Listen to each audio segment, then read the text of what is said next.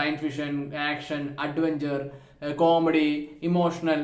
അപ്പൊ അങ്ങനെ പിന്നെ ഒരു ഫ്യൂച്ചറിസ്റ്റിക് വേൾഡിലാണ് കഥ നടക്കുന്നത്. അപ്പൊ അതിൻ്റെതായിട്ടുള്ള എലമെന്റ്സ്, പിന്നെ ഇതില് ജീവികള്, അങ്ങനെ സൂപ്പർ നാച്ചുറൽ കാര്യങ്ങള്, അങ്ങനത്തെ കാര്യങ്ങളോട് മിക്സ് ചെയ്തിട്ട് വരുമ്പോൾ ഉണ്ടാവുന്ന ആ ഒരു പുതുമ. ഇതൊരു ഗെയിം അഡാപ്ഷൻ ആണെന്ന് എല്ലാവർക്കും അറിയാം.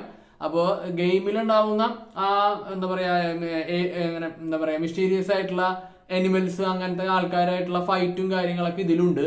ഇതിൽ പോരാഞ്ഞിട്ട് ഇതിൽ മെയിൻ ക്യാരക്ടറായിട്ട് വരുന്നത് എല്ലാ പൂർണ്ണൻ അറിയാം, പിന്നെ ആരോൺ, കെയിൽ മറ്റേ ഹാങ് ആയിട്ട് വരുന്നത്, പിന്നെ വോൾട്ടർ ഇതിലത്തെ ആ ഗൂൾ, ആ ഒരു എന്താ പറയാ 200 വർഷത്തോളം ജീവിക്കുന്ന ആ ഒരു കഥാപാത്രം.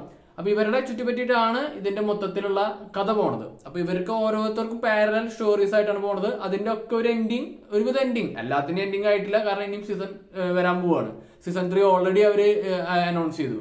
ഇതില് നമുക്ക് കുറെ ക്വസ്റ്റ്യൻസിനുള്ള ആൻസറുകൾ കിട്ടിയിട്ടുണ്ടെങ്കിലും കുറെ ക്വസ്റ്റ്യൻസിന് ഇനിയും ആൻസേഴ്സ് കിട്ടാനുണ്ട്. ഞാൻ പറഞ്ഞില്ലേ, ഓവറോൾ അത്യാവശ്യം നന്നായിട്ട് വന്നിട്ടുണ്ട്. ചില എപ്പിസോഡുകൾ ഗ്രാഫ് ഡൗൺ ആയി പോകുന്നു തോന്നുമ്പോൾ അടുത്ത എപ്പിസോഡിൽ കയറി വരും. ലാസ്റ്റത്തെ 3 എപ്പിസോഡുകൾ നല്ല എൻഗേജിങ് ആയിരുന്നു, ഇമോഷണലി കണക്ടിങ് ആയിരുന്നു.